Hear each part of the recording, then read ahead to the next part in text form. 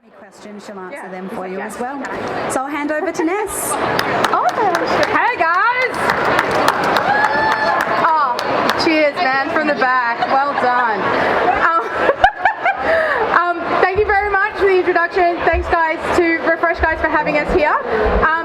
Yes, my name is Ness. I'm a dog groomer. This is my lovely work wife, Imogen. So Imi is also a groomer, and this is Argo, otherwise known as Go-Go. Hey, you should say hi. No? He's like, no, I'm exploring my stage. That's fine. And Gally, who is a Lagotto Romagnolo. All right, so these are two rare breeds. I like my breeds rare and curly, so that's what I've got here, and I'll teach you a little bit about them as well. Okay, so the reason that we're here today is to talk about double-coated dogs and how you groom them. So how many of you here have Labradors? Yeah? How many have Huskies? No? Samoyeds? Healers? Anyone with a healer? No? Yeah? Alright. So you know you find the little dust bunnies everywhere? Yeah, alright. So the idea is that we don't want those, okay? We don't necessarily want our dogs taking over our house. We'd prefer them to stay in the dog. That would be great. So first of all, I want to chat about what exactly a double-coated dog is, all right? So if we get a little bit fancy and sciencey, there's a couple of different stages to the dog's hair life cycle, all right? Now, the two most important ones that we're going to talk about are the anagen stage and the telogen stage, okay? So anagen is the stage where the dog's hair is growing all the time, and what that means is that we refer to dogs like Gally, who's a Lagotto, as an anagen breed, all right? So their hair keeps growing and growing and growing and growing, and it doesn't stop. We have to cut it off, okay? So they're the kind of dogs that you trim, like a poodle, like a Bichon, things like that, all right? Their hair is usually quite soft because we've got more of the undercoat and less of that really, really hard top coat, okay? Now, the other kind of breeds that we have are the telogen breeds. Now, in telogen breeds, they're the kind of hair where the hair grows to a certain length and then it stops and falls out, yeah? Okay? So think of those dogs like your golden retrievers, your Labradors, your border collies, things like that.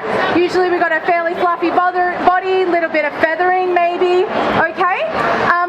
But a dog like Go-Go, all right, is a telogen breed. Now, the telogen breeds are the dogs that we teach it. Go-Go is very hungry. I don't know if you know. He's a poor starving child that doesn't get fed at home at all. Both of my children are, really. So with the telogen breeds, okay, we tend to find as well that they're the kind of breeds that are used for livestock guarding, or they're maybe a Spitz breed that's a little bit more aloof. They're not the kind of breeds that we tend to have as companion dogs, okay, or were bred for companion dogs. They're bred to do a job because we can generally leave that coat to do its thing. We don't have to clip it off all the time. You can stay in the hills with Helga and guard the sheep, yeah? All right? But what happens here is we like to keep them indoors, and so we end up with dust bunnies everywhere. The really important thing with double-coated dog grooming is, number one, we need to do it... Oh, Jesus, mate. Rip me bloody arm off. We need to do it quite regularly, all right? Now, the reason that we need to do it regularly is partially because of these breeds being those breeds that weren't really bred for huge amounts of human contact, okay? So, let's say you've got a Maremma. Has anyone got a Maremma? Yeah? There you go. All right. So Maremmas are big, they're fluffy, they look like sheep, and the reason that they look like sheep is because usually from about 12 to 14 weeks of age, if a farmer is using a Maremma, they'll pick him up, they'll go, there's your sheep, mate, good life. All right? And that sheep has the dog has very, very minimal contact with humans. But they have those instincts built in.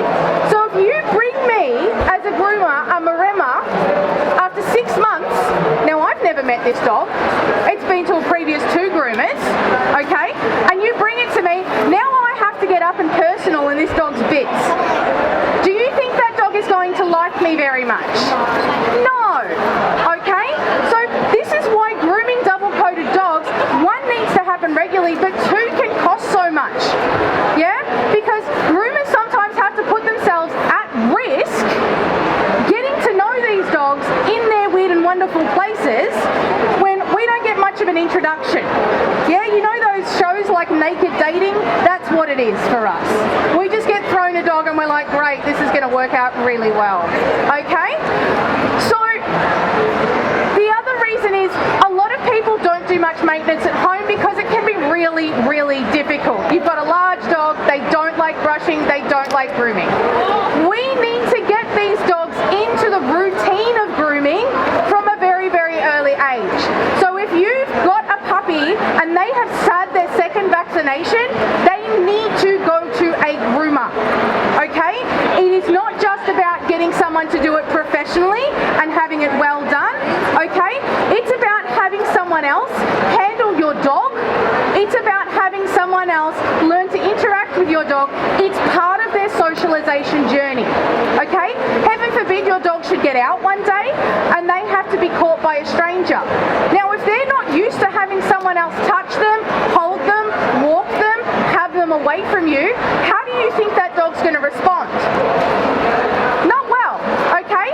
So when they turn around and nip the council ranger because he's decided to come and grab your dog off the highway, your dog's automatically been declared dangerous, hasn't it? Do you think you're getting your dog back from the council? Nah. You could have taken it to a groomer and taught it something. It's as simple as that. Okay? Now, grooming these guys at home, we have to make it a routine. Alright? So, with Gogo, Gogo does like grooming, not as much as he likes playing tennis balls, but he likes grooming. Alright? So, what I will do with Gogo, tap, is I will often use a table. Now, the reason I use a table is because it signifies to my dog that this is the process that we are about to do. Okay? So for the first maybe 8 weeks of having him home, he would be up on a table and I would just feed him his dinner up on that table with a towel on it, going, this is our spot and this is our good spot. Yeah? Then maybe for the next week it would be, all right, you're up on here and here's your dinner and I'm just going to put this brush here. They're not going to touch it, we're not going to move it, I'm just going to leave it there for the minute. Okay? And you can do this even if your dogs are adults and they don't like grooming, we can start from here. Okay? So this is a very, very simple place to start. Yeah? Next time I'm going to go, all right, I'm going to pick up this brush and I might just move it around or touch it near you. Okay? Little bit by little bit by little bit. All right? And we can start from there. And eventually I will start brushing my dog on that table. G, here, ta, good boy. So, with Argo is a wire-coated breed. Argo is actually a rare breed, a Belgian Laekenois, and he is a show dog as well. Now, I know a lot of show dog people and a lot of groomers. I know you can hear me in the background, even if you're not sitting here.